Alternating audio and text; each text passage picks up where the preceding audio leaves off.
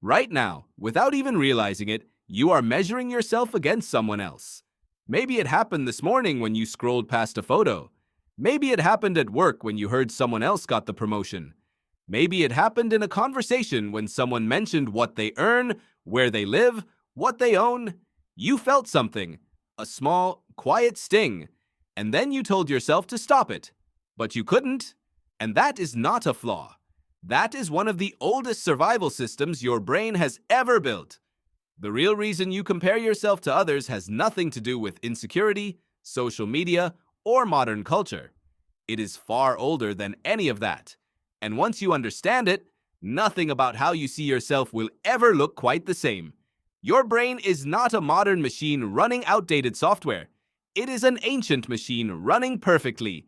The problem is, the world changed faster than the hardware could keep up. About 100,000 years ago, your ancestors did not live in cities.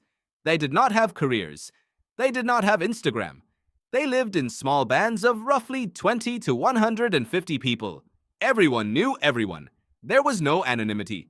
Your reputation was everything. Your position in the group determined whether you ate, whether you mated, whether you survived. In that world, knowing exactly where you stood compared to those around you was not vanity. It was vital information. Robin Dunbar, an anthropologist at Oxford University, spent decades studying the size of social groups across primate species. He found something remarkable. The size of the neocortex, the thinking part of the brain, directly predicted the size of the social group an animal could manage. For humans, that number is roughly 150. Dunbar called it the social brain hypothesis. Your brain evolved to track, manage, and rank relationships within a tight circle of people. Not 8 billion, 150. Inside that small group, social comparison was not petty. It was intelligence gathering. Who is stronger than me? Who is faster? Who has more allies? Who is losing status? Who is rising? That information told you how to behave, who to align with, and when to compete. Get it wrong, and you might find yourself on the outside. And on the outside, in a world full of predators and harsh winters, you died. So your brain built a system to make sure you never stopped paying attention. Leon Festinger, a psychologist at MIT, named this system in 1954. He called it social comparison theory. His insight was deceptively simple.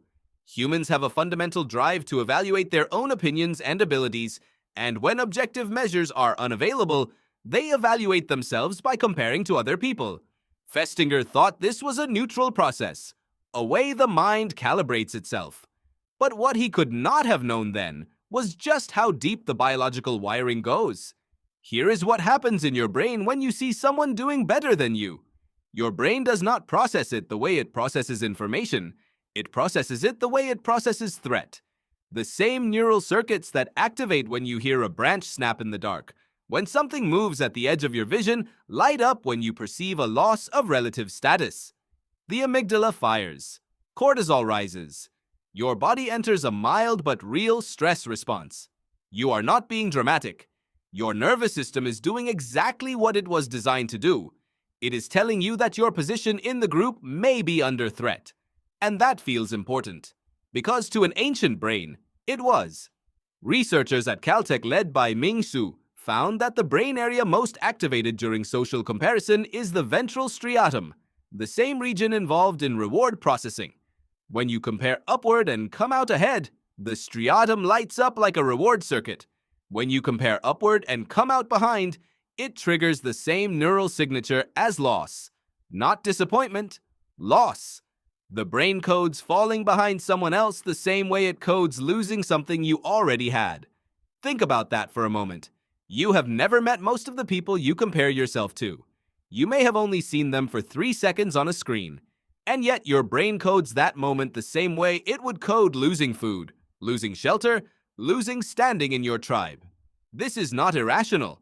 This is a 300,000-year-old early warning system running a threat assessment. The problem is the threat it was built to detect no longer exists, and the environment it was built for has been replaced by something completely different. Your ancestors compared themselves to 150 people, people they actually knew, people whose lives they could fully observe. If your neighbor had more food, You knew exactly why. You saw the same hunt. You knew his skills. The comparison came with context, and real context made all the difference to them.